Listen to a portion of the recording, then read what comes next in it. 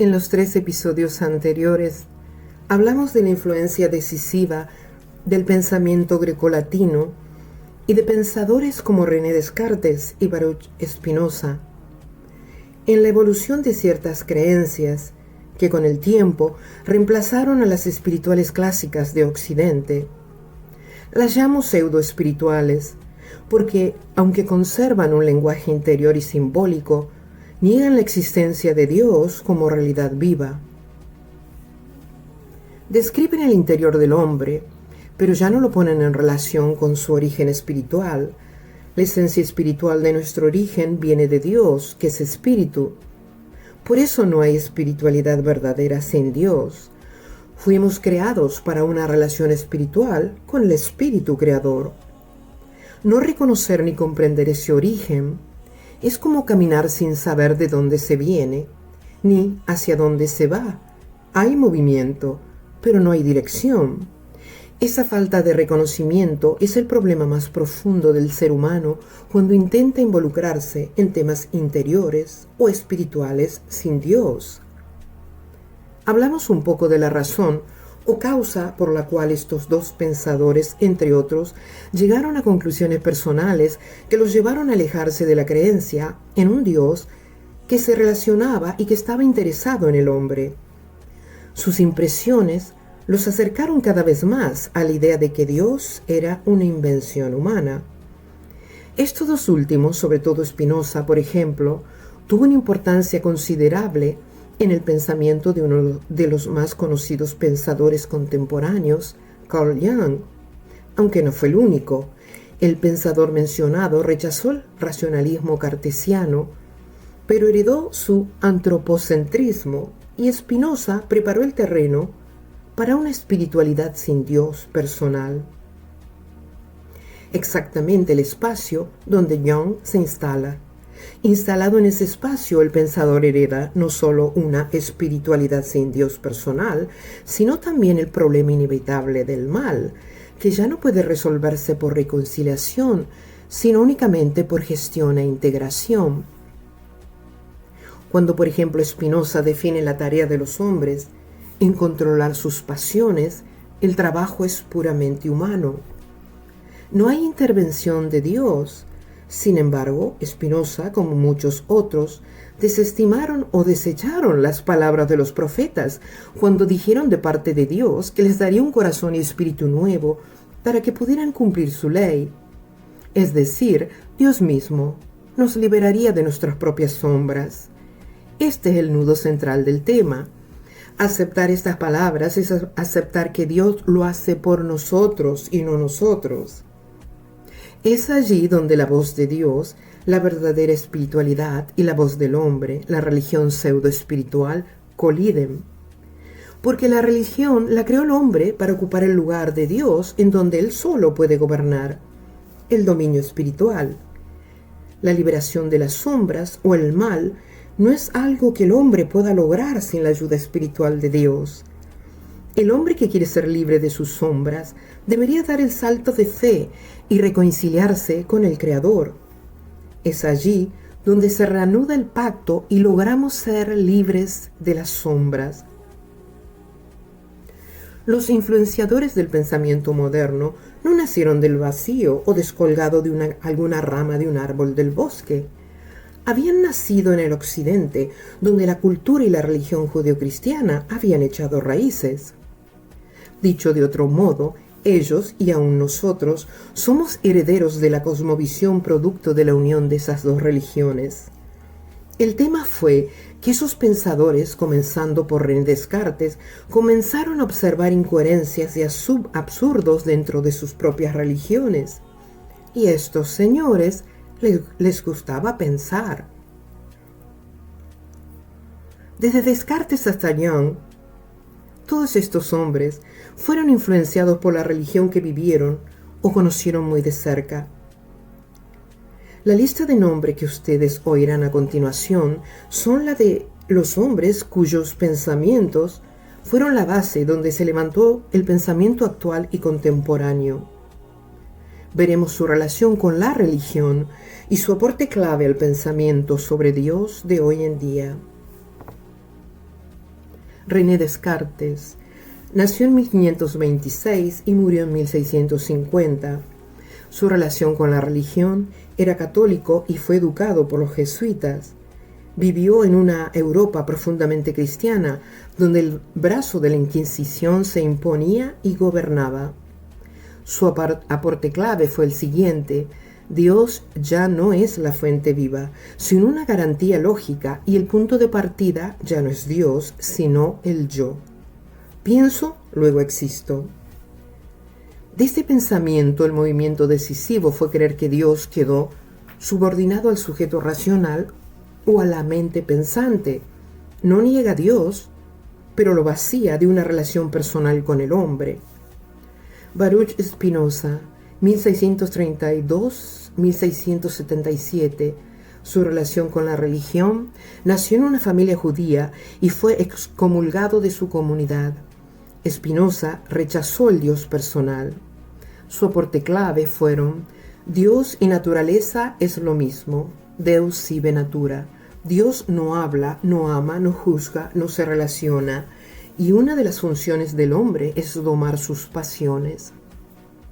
Son las sombras que denomina Jung, pero en este las sombras deben integrarse, no liberarse.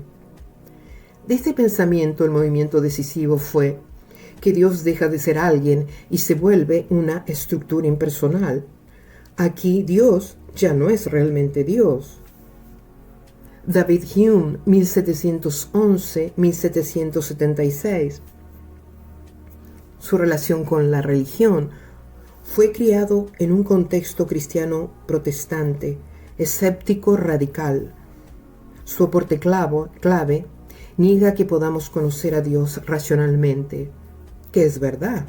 A Dios se lo conoce por medio del Espíritu. Cree que la religión nace del miedo humano y su imaginación. De este pensamiento, el movimiento decisivo fue que Dios es explicado como producto psicológico y cultural. Immanuel Kant nació en 1724 y murió en 1804. Su relación con la religión: fue criado en un hogar pietista protestante muy rígido, no rompió con el lenguaje religioso. Su aporte clave fue la creencia de que Dios es un postulado ético, no un ser activo. La moral nace de la razón humana. En esto coincide con Spinoza, que creía que Moisés entregó la ley moral al pueblo como hombre, como legislador, no como profeta o enviado de Dios. De este pensamiento, el movimiento decisivo fue: Dios es necesario solo como idea, no como realidad relacional. Aquí el hombre se convierte en legislador moral. Georg Wilhelm Friedrich Hegel nació en 1770 y murió en 1831. Su relación con la religión: contexto luterano, estudió religión recibiendo un certificado teológico destinado a formar pastores, maestros y funcionarios eclesiásticos. Usó lenguaje cristiano. Su aporte clave fue la creencia de que Dios se forma en la conciencia humana y se desarrolla en la historia. De este pensamiento, el movimiento decisivo fue que Dios se identifica con el proceso humano.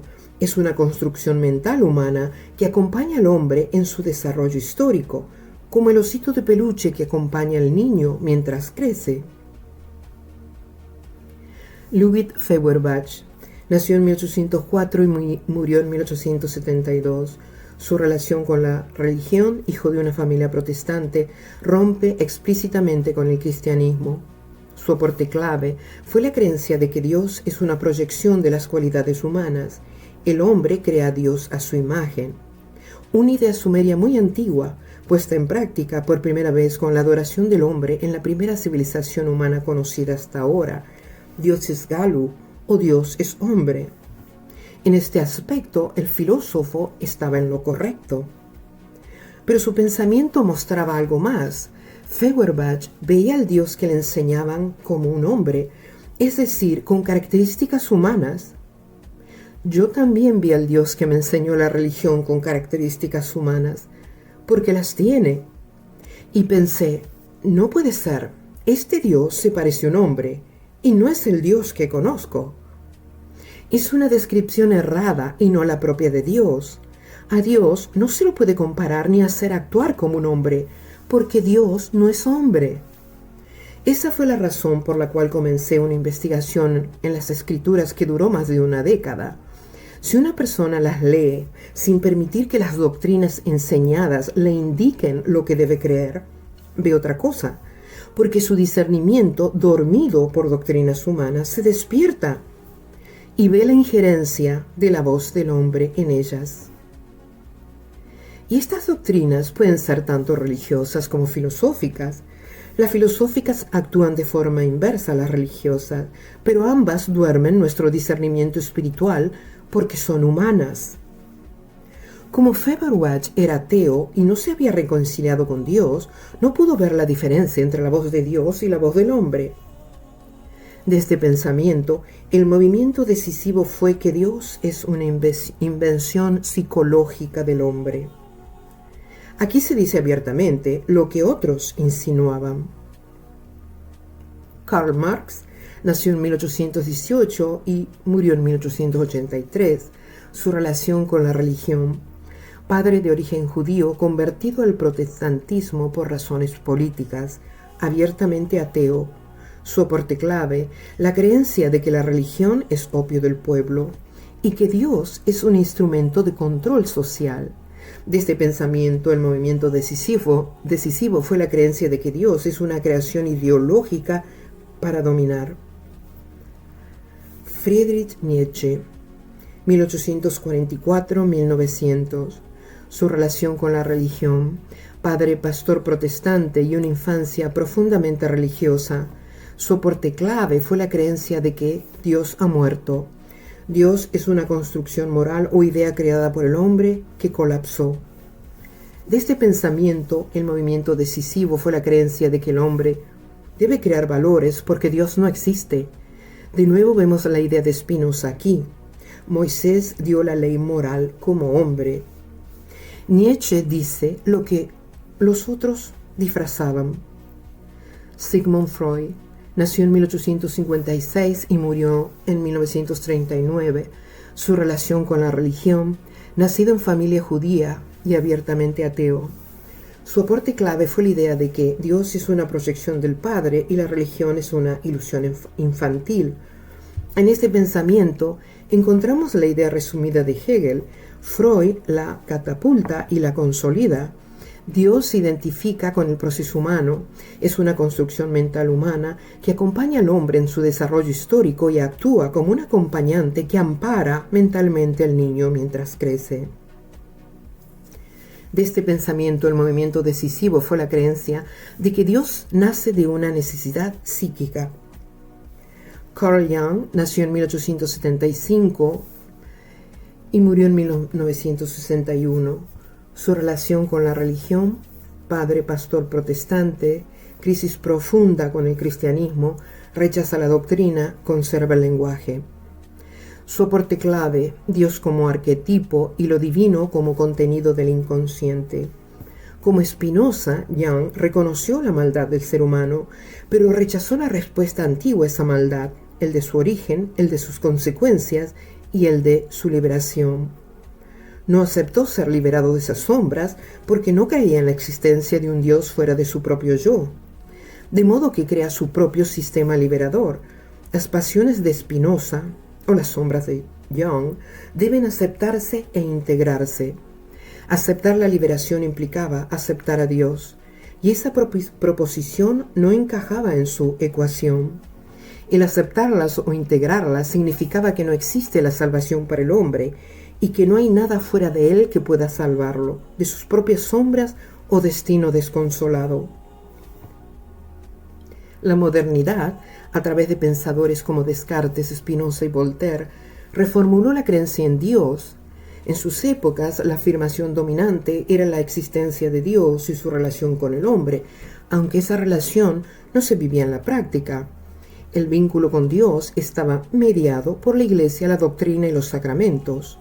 Por su parte, en la religión de Spinoza, Dios tampoco era concebido como un ser cercano, sino principalmente como trascendente y conocido a través de la ley. Sin embargo, Dios es un ser vivo y real fuera del hombre. La reformulación que estos pensadores introdujeron condujo en términos prácticos a una conclusión distinta.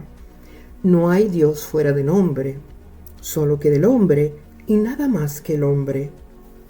No obstante, ninguno de los dos se atrevió a negar por completo la existencia de Dios como lo harían después Ludwig Feuerbach y Friedrich Nietzsche.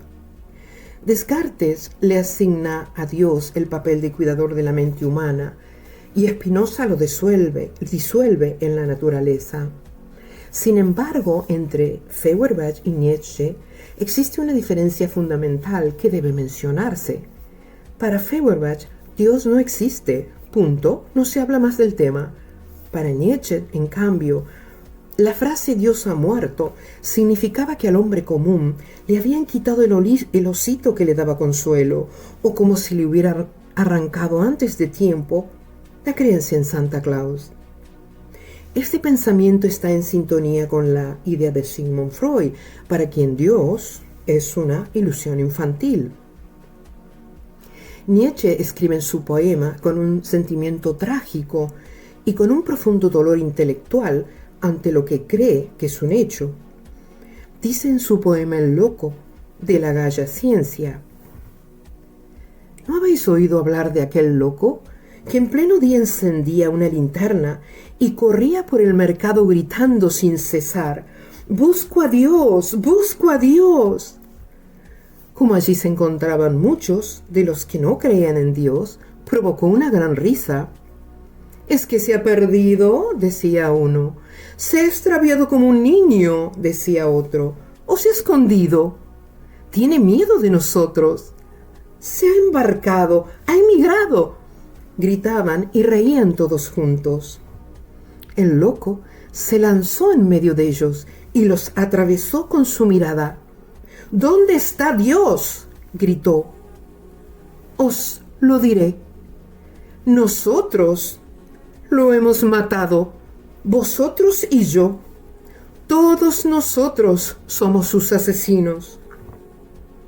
«¿Cómo hemos podido hacer eso? ¿Cómo hemos podido vaciar el mar? ¿Quién nos dio la esponja para borrar todo el horizonte? ¿Qué hicimos cuando desencadenamos esta tierra de su sol? ¿Hacia dónde se mueve ahora? ¿Hacia dónde nos movemos nosotros? ¿Lejos de todos los soles?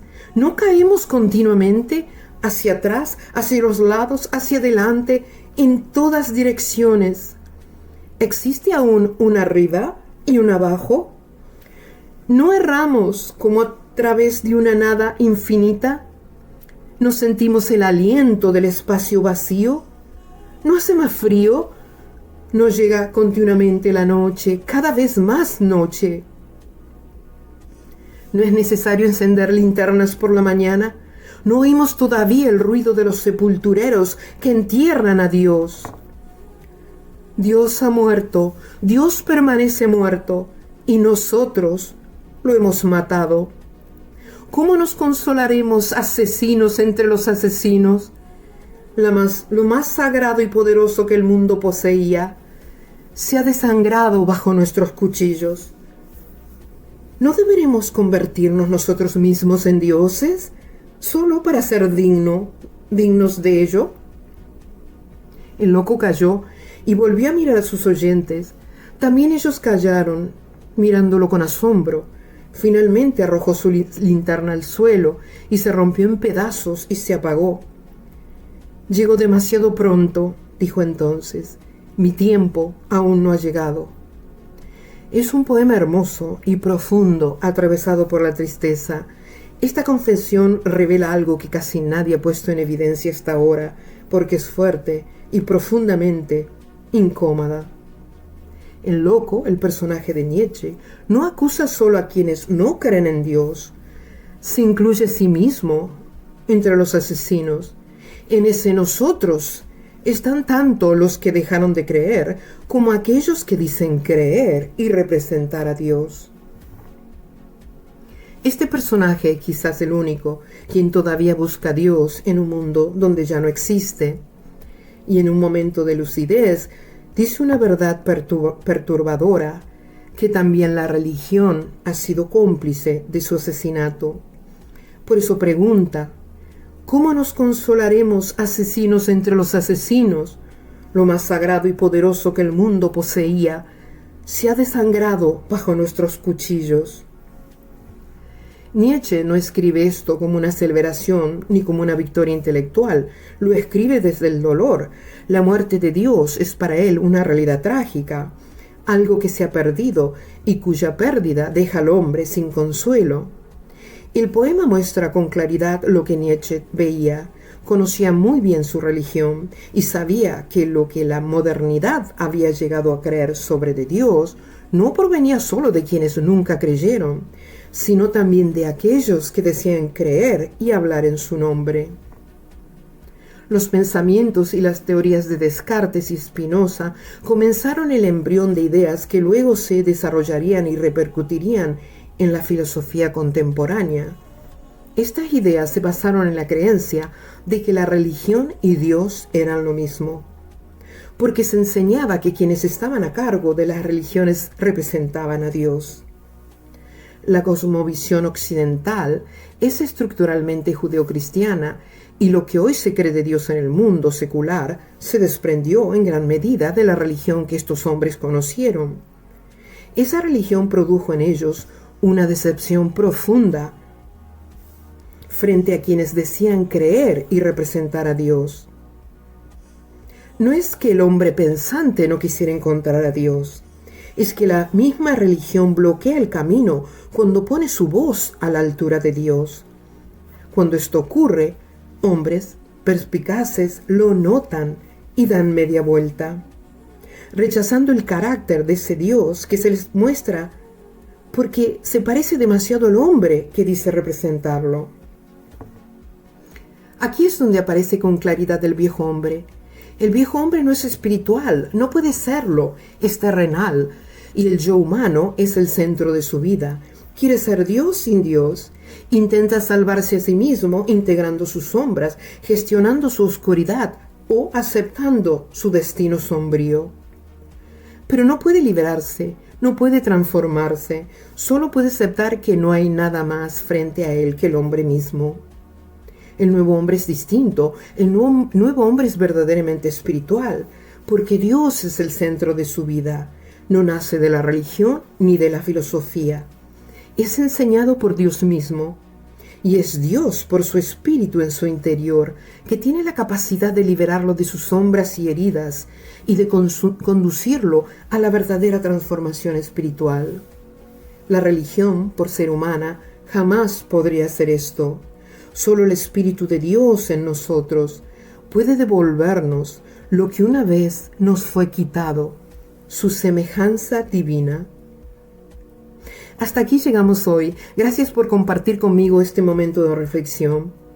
No se olviden de compartir la semilla de la reflexión, dar un me gusta si coincidieron con mis pensamientos y activar la campanita para recibir notificaciones.